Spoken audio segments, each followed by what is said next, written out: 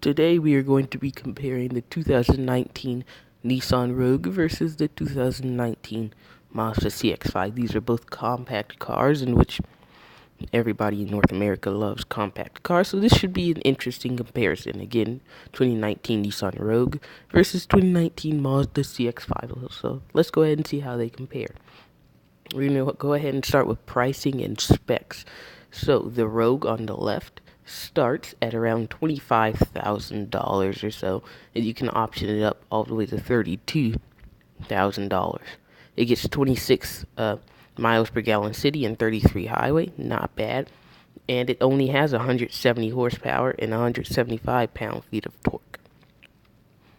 Next up is the CX5, and that one starts at a little bit cheaper at only $24,350, and you can option it up to $36,890, so just about $37,000.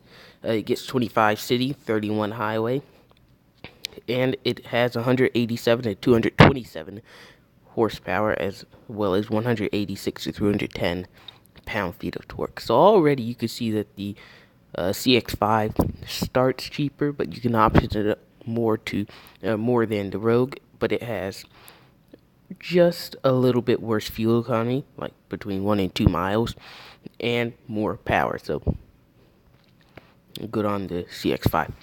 Next up is dimensions and seating capacity, and the Rogue again on the left, 39.3 to 70 cubic feet, depending on if the seats are in their folded position or if they're upright. So pretty good, but it could seat 5 people, just like a Jetta or Passat, and it's 72.4 inches wide and 184.5 inches long. The CX5 is 30.9 cubic feet to 59.6, so just a little bit less practical, not that much less practical, and could seat 5 people just like the Rogue, and 72.5 inches wide and 179.1 inches long. Next up is mechanical, and as you can see, the Rogue is front wheel drive and has a CVT transmission. Now, I'm going to make a video about that. That'll be up later on this week. But you can see it has a CVT transmission. Not the best transmission in the world. And only has a 2.5 liter 4-cylinder. So they could do a little bit better with it. But, it's a CVT, which isn't that good. Anyway, the CX5, front wheel drive or all wheel drive. So already better. You can tackle snow or, rugged terrain instead of just front wheel drive, which, if your front wheels are stuck, Now, the CX5 has more traditional 6-speed automatic transmission, which, that's kind of outdated. Most people have 7, 8, 9, 10-speed automatics, but, 6-speed is better than a gearless CVT. And it also has a 2.5 liter 4-cylinder. It's just more peppy and faster. Next is the pros, and the Rogue has a few good pros. Comes in hybrid form, just like a Camry or a Prius or something like that, except you won't think of a Prius. It has decent styling. I actually think that the Rogue looks decent. It's not just, it's no Audi or BMW, but it's definitely, not a Pontiac Aztek or a PT convertible or anything like that. It looks pretty decent. And it offers a smooth ride. You're riding in it, you're driving it. Very smooth for the kind of car it is. Now, again, it's not like smooth like, 7 Series or, A8 or A7. It's comfortable for the kind of class it's in. But the pros for the CX7 are, it's pretty peppy. It's pretty peppy for the classes in 0 to 60 in 6.3 seconds, not 2.3, which is pretty good. Most compact SUVs, they're not worried about 0 to 60.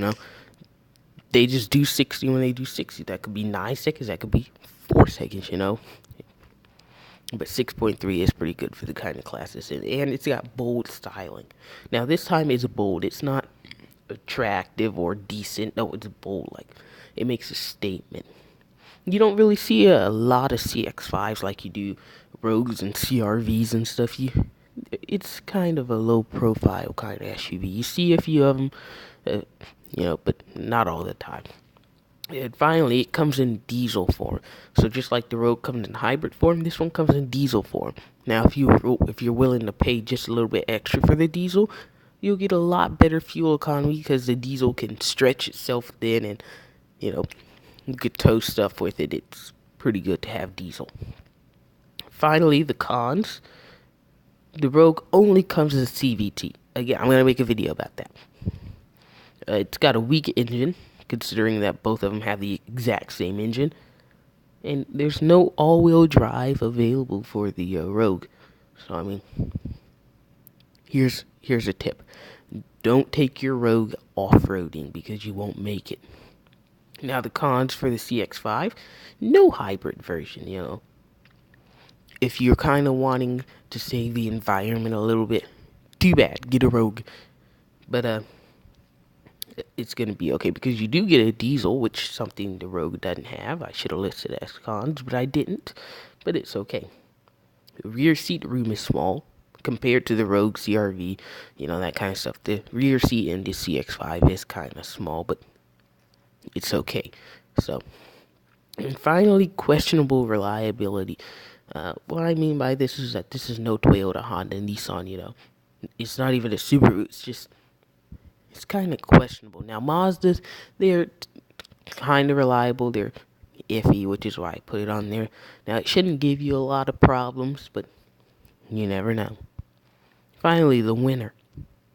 Now this one is easy. It's gonna be the CX5. It's got more power. It looks better. It's cheaper at the base, but you could option it up more. It's more luxurious. Now the Rogue is a little bit more reliable, but the CX5 is more luxurious. It's faster. It's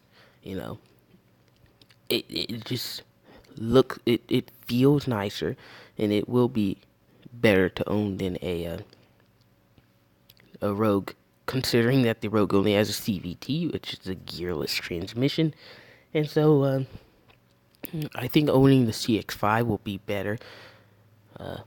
Because, like I said, all the reasons I listed, they are very good cars. It's just that no one really likes Mazda. They're not up in the upper echelon like Toyota and Lexus and Nissan and Acura, that kind of stuff. And so, you